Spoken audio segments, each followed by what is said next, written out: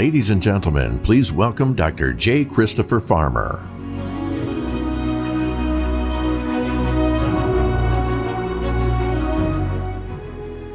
Hello, good afternoon. Thank you very much for coming this afternoon to the plenary session. It is my pleasure to introduce this year's Peter Safar Memorial Lecture, to be presented by Dr. and Colonel Todd Rasmussen. Colonel Rasmussen currently serves as Professor of Surgery and Associate Dean for Research at the F. Edward Hebert School of Medicine of the Uniformed Services University. Dr. Rasmussen has done a lot in his career, and we will learn some about that today. Amidst many multiple deployments to both Iraq and Afghanistan between 2004 and 2012, Dr. Rasmussen initiated and led an applied research and innovation program in vascular trauma, hemorrhage control, and resuscitation. From these efforts, he has published more than 250 papers, developed multiple patents, and introduced the concept of the REBOA catheter and spearheaded its development. And for those of you not in trauma, the REBOA catheter is a resuscitative catheter device that is placed endovascularly into the aorta for patients who are actively exsanguinating from a truncal injury. Dr. Rasmussen has held numerous leadership positions in military medicine, including Deputy Commander of the Army's Institute of Surgical Research, their burn unit in San Antonio, Texas, and Director of the Department of Defense's Combat Casualty Care Research Program. In addition to his current duties in the Dean's staff at the Uniformed Services University, he is an attending vascular surgeon at Walter Reed National Military Medical Center and a consultant at the National Institutes of Health in their clinical center. On a personal note, before I end the introduction, I had the pleasure of working with Dr. Rasmussen as a bright and shiny intern fresh out of Mayo Medical School, coming to Wilford Hall where he completed his surgical residency. He then went on and trained as a classical vascular surgeon. What can all of us learn from these experiences? It is this: a vascular surgeon developed teams, multidisciplinary, worked with them, and developed one of the most powerful resuscitative tools that we now have at our disposal for patients with life-threatening and exsanguinating hemorrhage. Each of us can learn from him and apply this same mindset and energy with the patients that we face every day and make a difference. So now, please join me in welcoming Colonel Rasmussen as he presents the Peter Safar Memorial Lecture, The Future of Critical Care Medicine in the Field.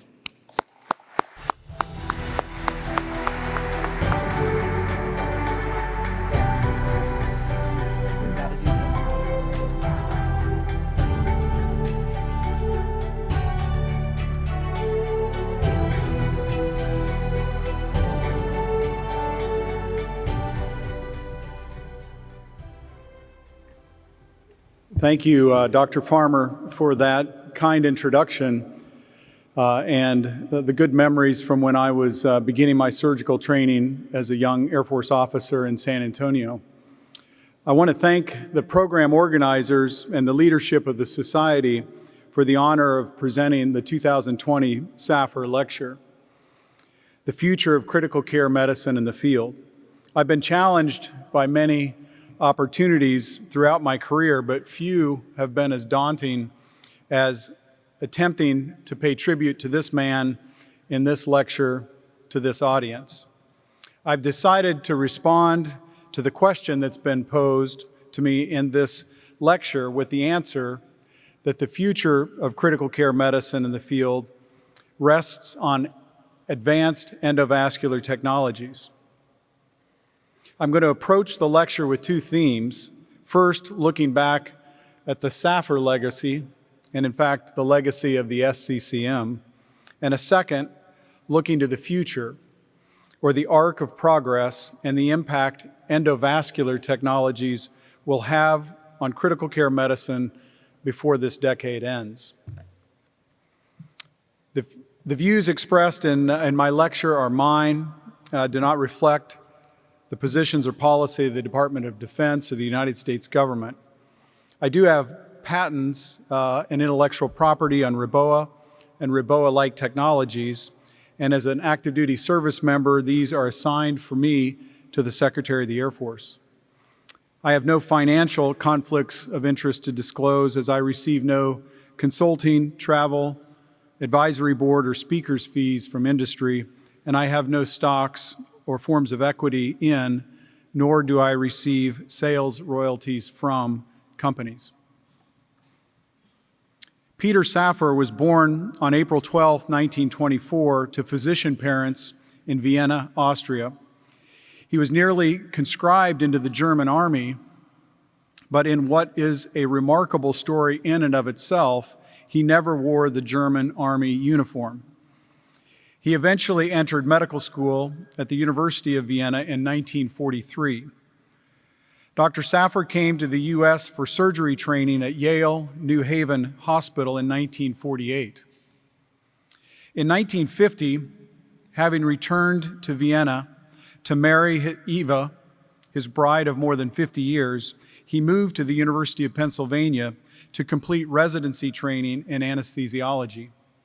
Asked once why he changed from surgery to anesthesia, Dr. Safar replied, "Surgery won't change or advance without better life support, and better life support originates with anesthesiology." He became faculty at Baltimore City Hospital, where he did much of his pioneering work in CPR and established the country's first intensive care unit. In addition to being a remarkable clinician and innovator, Dr. Safar was clearly a humanist. When he arrived in Pittsburgh in 1961, he formed a new anesthesia department and the International Resuscitation Research Center.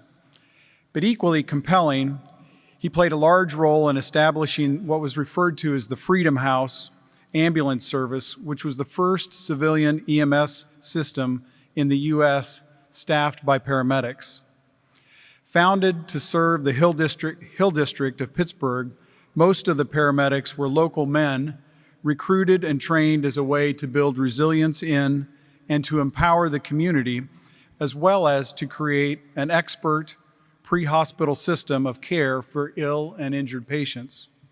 This photo is a group from the Freedom House with Dr. Safar and co-founder Dr. Phil Hallen, pictured in the middle. Dr. Safar died in 2003, in August of 2003, at the age of 79. The International Resuscitation Research Center that he founded is now the Safar Center for Resuscitation Research at the University of Pittsburgh. The Safar Center is a worldwide leader in the field of resuscitation and has a number of important collaborations with the United States military and our medical research programs. I'd like to thank the director of the Safar Center, Dr. Peter Kohanek, and a longtime assistant to Dr. Safar, Ms. Fran Mistrick, for working with me over the past weeks to provide meaningful, educational, and interesting material for this lecture. It's been a real pleasure. Thank you, Fran, and thank you, Dr. Kohanek. This photo shows the first three presidents of the Society for Critical Care Medicine: Max Harry Weil, William Shoemaker, and Peter Safar. I'd like to use a theme from each of their presidential addresses as foundation for my talk this afternoon. It's worth pointing out that the diverse clinical backgrounds of these founding presidents, Weil, an internist, Shoemaker, a surgeon, and Safar, an anesthesiologist, established an enduring precedent of interdisciplinary collaboration for the Society of Critical Care Medicine. It's truly in your roots, and it persists today.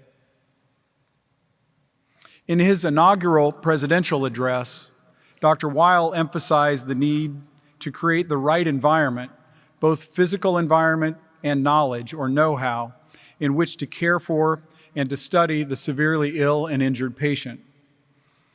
In this excerpt, he said, "It is the purpose of our society to improve the care of patients with life-threatening illnesses and injuries, and to provide optimal facilities for this purpose.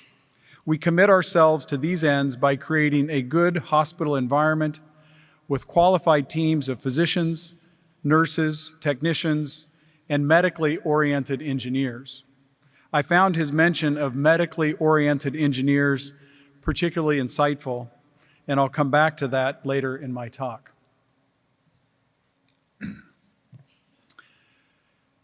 In the second SCCM presidential lecture, Dr. Safar posed the question, "Quo vadis?" or "Where are you going?" In this excerpt from his presidential address, Dr. Safar encouraged the society to broaden its horizons beyond the ICUs, to include all components, or the 10 phases listed here on this slide, of the system of care. From number 1, the initial bystander, to number 10, the need for dedicated research in the areas of en route care and critical care medicine. In the third presidential address, Dr. Shoemaker, the surgeon of the group, gives me some reassurance as I stand in front of you, not as a traditional critical care physician, but as a vascular surgeon, as he called on the power of interdisciplinary approach.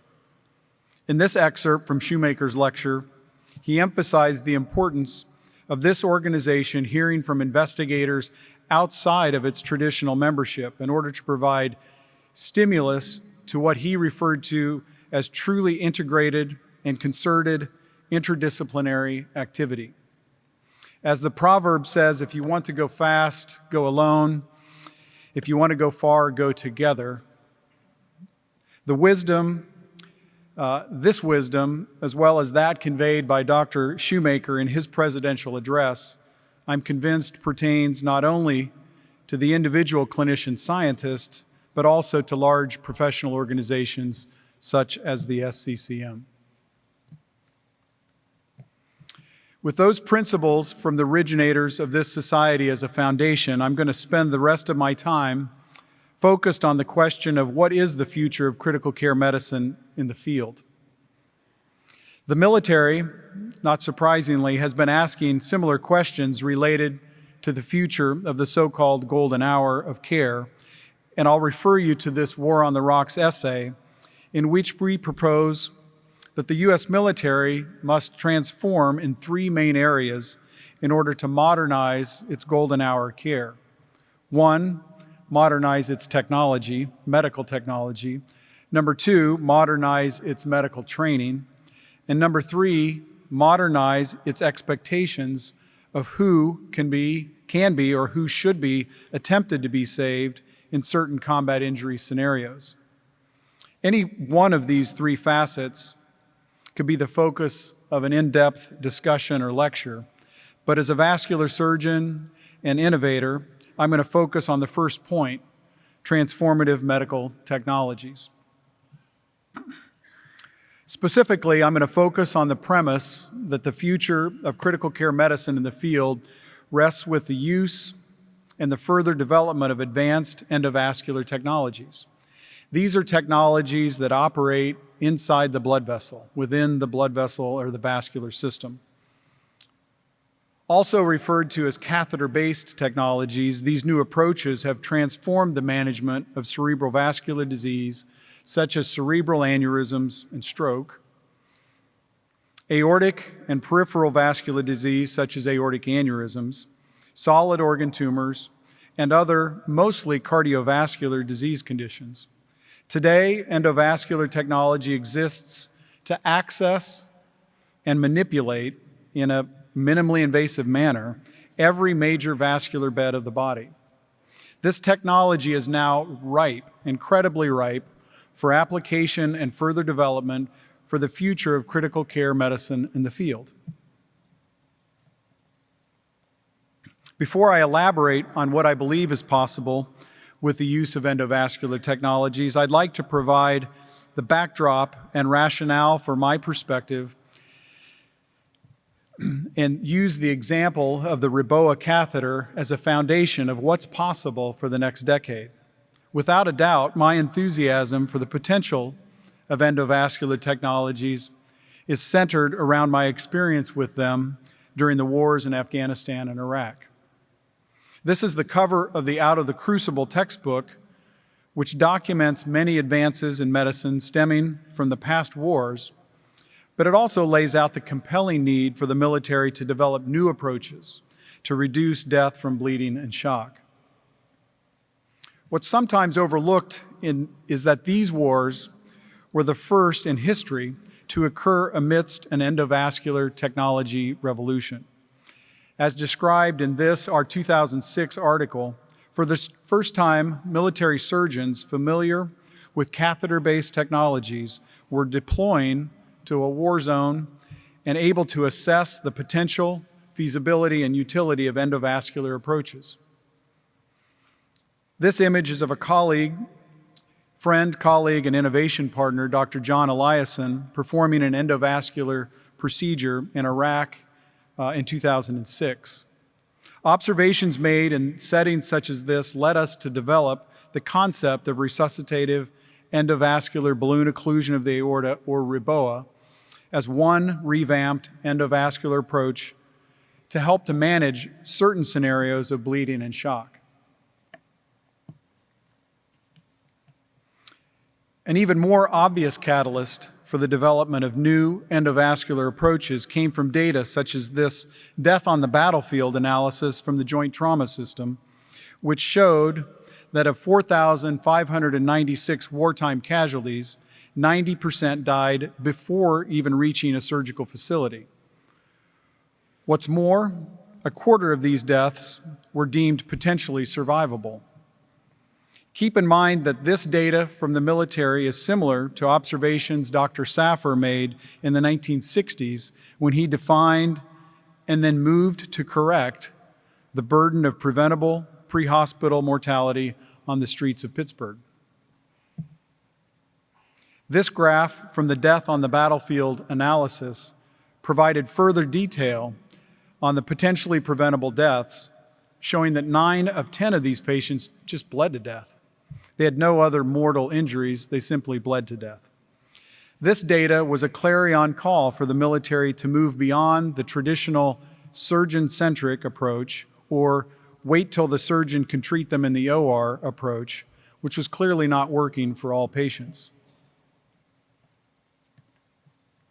Perhaps not surprisingly, and as I mentioned just 2 slides ago, a similar burden of potentially preventable mortality from hemorrhage is also present in the civilian setting.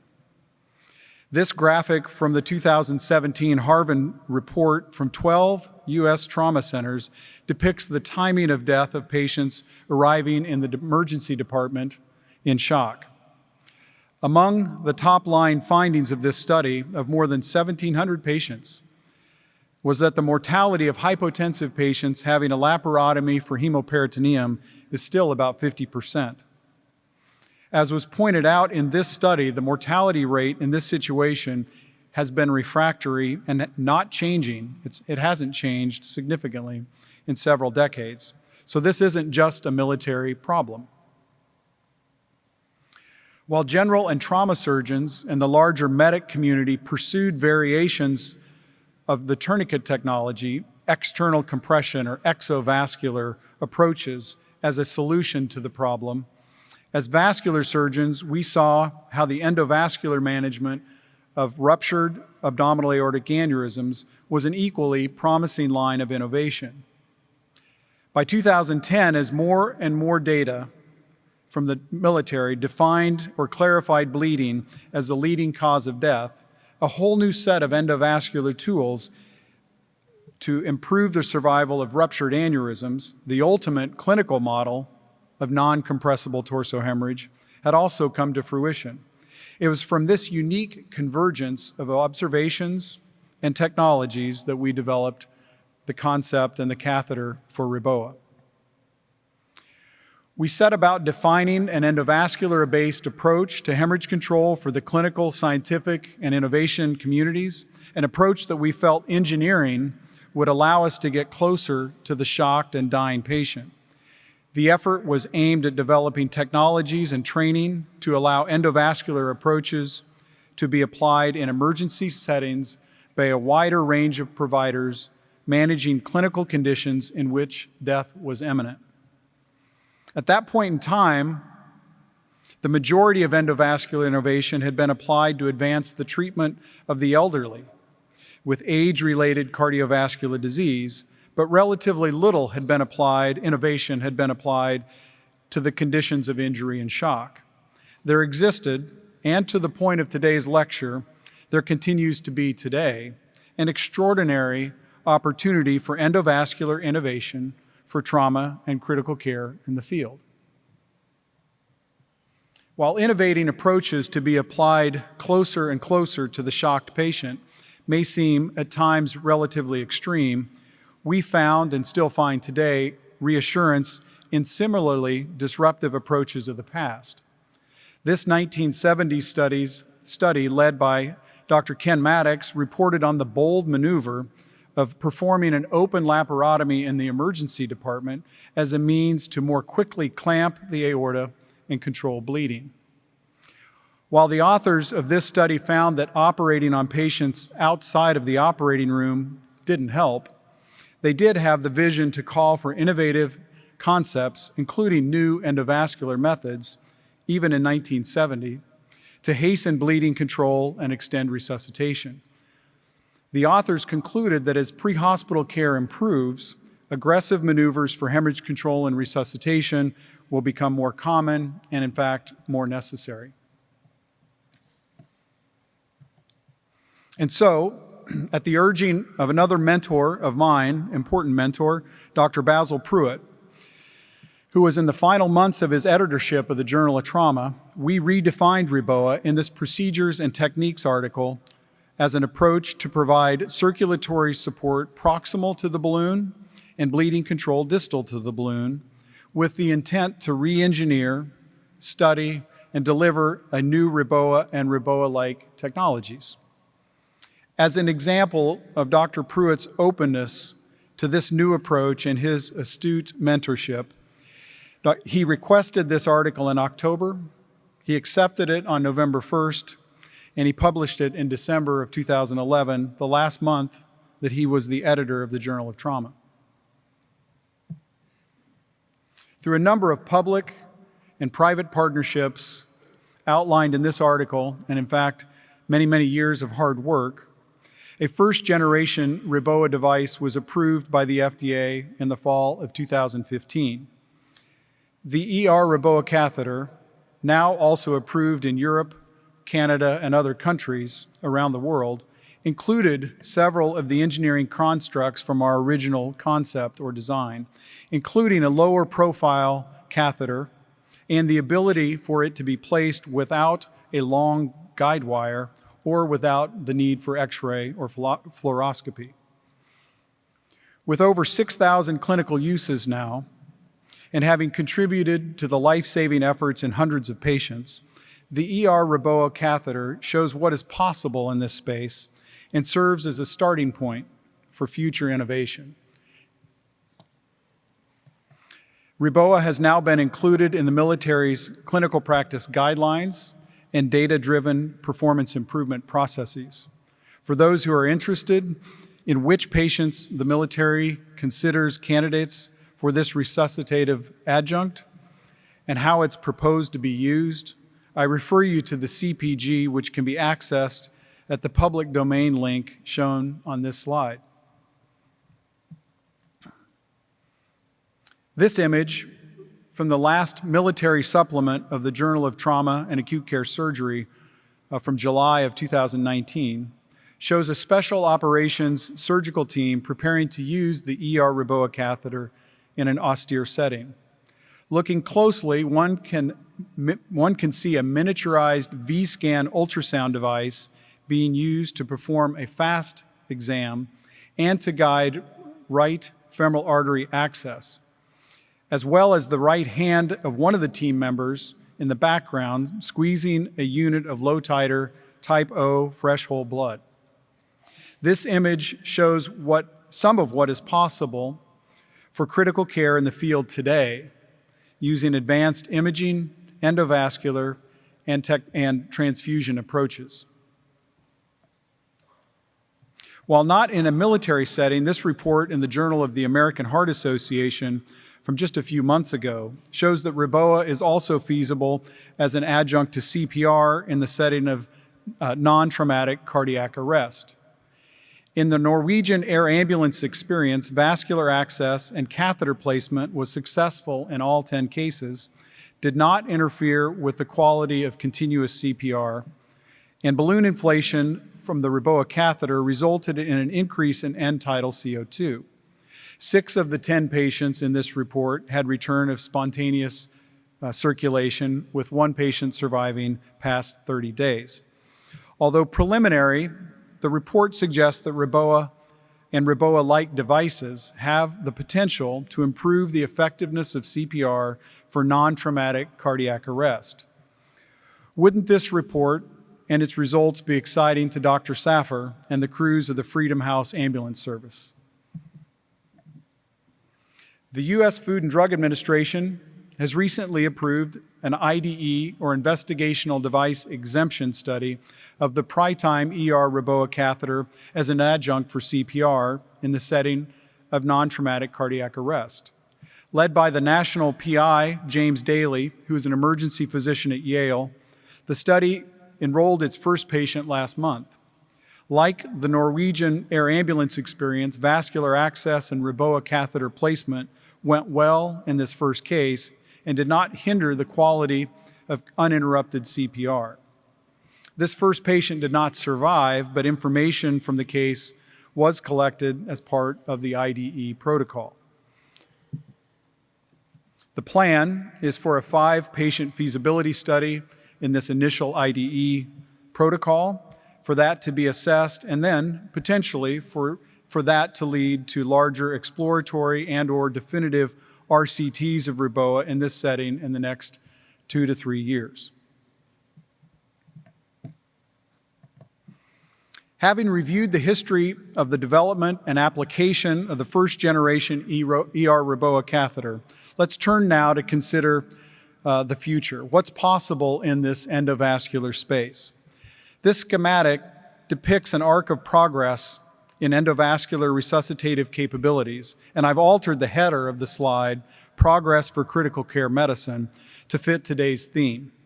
I'd like to step through this arc from left to right of what I see as likely to occur in this space in the next 10 years. To the left is where we've been, pursuing this practice of global or whole-body permissive hypotension and surgeon-centric operative hemostasis.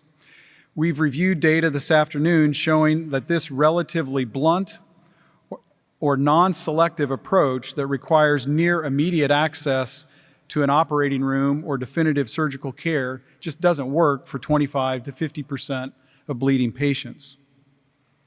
As we move across the arc from left to right, endovascular technology will advance us to a less invasive and more selective approach, one that can be applied closer to and to more effectively stabilize or temporize the shocked patient. With the ER REBOA catheter, we have the opportunity to study what is an effective temporizing adjunct, but somewhat of an all-or-nothing approach to aortic occlusion. All or nothing meaning that this technology is more of an on-off switch than a dimmer switch when it comes to aortic occlusion, and the ability to allow small amounts of distal aortic flow. As such, this temporizing technology, this first-generation catheter, is still relatively non-selective, and its use requires quick or immediate access to definitive hemostasis and care. Still, the first-generation REBOA device is useful in many patients, and it provides a viable clinical platform from which we can take the next steps.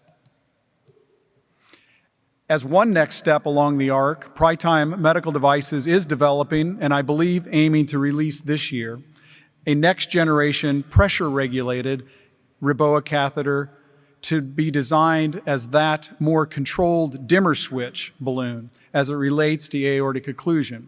This new device will allow one to manually and more precisely target small amounts of distal aortic flow, distal to the occlusion balloon, to mitigate proximal hypertension and distal ischemic burden. In an effort to automate partial REBOA, and as depicted in this 2017 report, Drs. Williams, Neff, and Johnson, now at Wake Forest School of Medicine and the University of Utah, respectively, are developing new computational algorithms referred to as endovascular aortic control, or EVAC. Advances like these will automate the balloon. They'll automate and fine-tune REBOA in the coming years, allowing it to be used with more control and fewer complications. Another effort further to the right on the arc of progress is the emergency preservation and resuscitation, or EPR, of the trauma patient being developed by Safar student or protege, Dr. Sam Tischerman, and a few others in the centers in the US. EPR combines rapid central aortic access through an open thoracotomy and induction of profound hypothermia with infusion of cold saline to suspend metabolism while damage control surgery is performed, followed by controlled rewarming and reperfusion using cardiopulmonary bypass. Dr. Tischerman's EPR effort will surely be advanced by less invasive endovascular methods able to rapidly access, control, and manipulate the aorta and aortic branch vessel circulations. Jim Manning and James Ross's work with selective aortic arch perfusion, or SAP, referred to as SAAP or SAP, with whole blood, HBOC, or other resuscitative materials, as reported in this 2019 paper, is another innovative effort that shows promise in advancing endovascular resuscitation further to the right of the arc.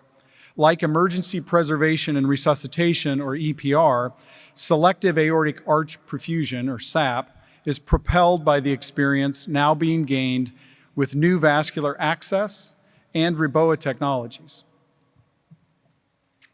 To the very right of the arc, and before the end of the decade, endovascular technologies will have evolved to allow the critical care community to access and/or control aortic side branches, to manipulate desired vascular beds, such as the brain, the gut, the kidneys, and even the lower extremities. Catheter-based methods will be able to selectively control bleeding, rapidly cool and/or deliver drugs or stem cells to desired circulations in order to favorably alter the balance of metabolism and/or end organ recovery. At the same time, and at the right of the arc of progress, vascular access and endovascular technologies will become more intentionally and more seamlessly integrated with extracorporeal life support, or ECLS, circuitry, which stands to greatly expand therapeutic options associated with REBOA and REBOA-like technologies. As I have learned from several experts and friends, patient experts and friends and colleagues who are in the audience today, extracorporeal life support, or ECLS, is changing about as quickly and with as much promise as vascular access and endovascular technology. As reported in the papers on ECLS capabilities on this slide, integrating the interface between endovascular technologies with ECLS circuits could widen the scope of acute critical care to include elimination of bacteria and other harmful circulating factors associated with acute injury and illness. Recognizing that all of this begins with rapid and safe large vessel access, I wanted to mention the DoD's support of innovations such as the Triton Systems effort to develop image-assisted automated vascular access, a vascular access gun, if you will. There are several of these approaches in varying degrees of development now that are attempting to combine portable imaging technology with automated delivery of a hollow tip needle and a preloaded guide wire with or without a sheath to hasten safe and effective vascular access. I encourage you to look into and study these technologies, and by all means, innovate your own new approaches, as the automated vascular access is really the linchpin of endovascular and ECLS technology. As indication of how seriously the DoD is pursuing endovascular and ECLS technology, this image depicts a prototype of what is intended to be a combat resuscitation organ support system, or the CROSS. In this approach, the DoD aims to transform what looks like a wearable vest into a mini portable ECLS platform that can accommodate 18 to 23 French venous dual lumen catheters and retrieval and recirculation of 0.5 to 2 liters per minute through tubing connected to lung or kidney replacement devices. The aim of this and related efforts is to allow for initiation of partial organ support measures or other ECLS capabilities in the field. In total, the arc of progress for the future of critical care medicine in the field looks something like this, with our having advanced in knowledge and technology from the non-selective, maximally invasive approaches to less invasive and more selective maneuvers that allow for more effective temporizing or bridging of the ill and injured patient to definitive care. Put another way, the arc of resuscitation is taking us to a more selective and regionalized approach to perfusion optimization and physiologic manipulation.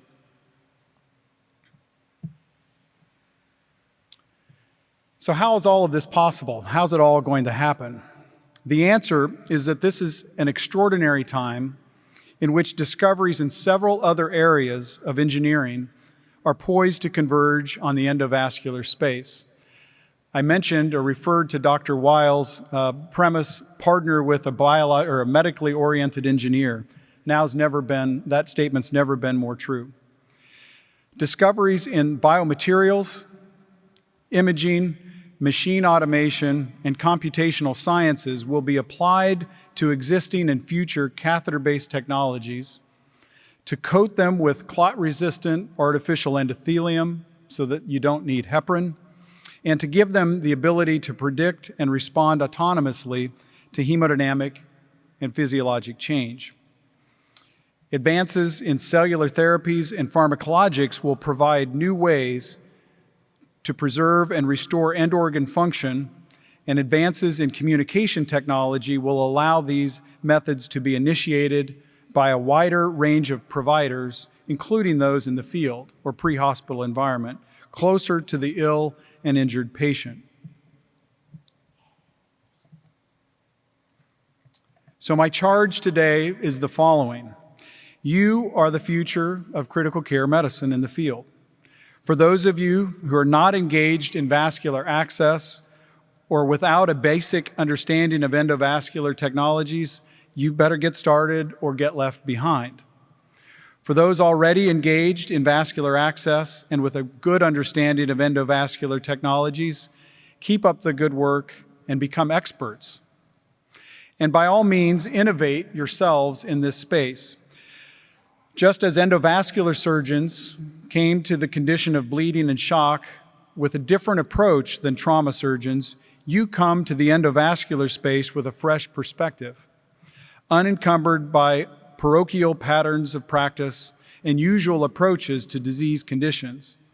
And by all means, as Dr. Weil recommended in the first presidential address to this society, team with medically oriented engineers. You'll need them. As I close, I want to show this remarkable photo of Dr. Safar in 1957 with a sedated and pharmacologically paralyzed volunteer on the floor of the lab as students, nurses, physicians, and yes, community members, including young Boy Scouts, stood by to observe the first experiment of mouth-to-mouth resuscitation. I can't stop smiling as I look at this photo. As a side note, the volunteer in this experiment is a young surgery resident, Dr. Felix Tryken.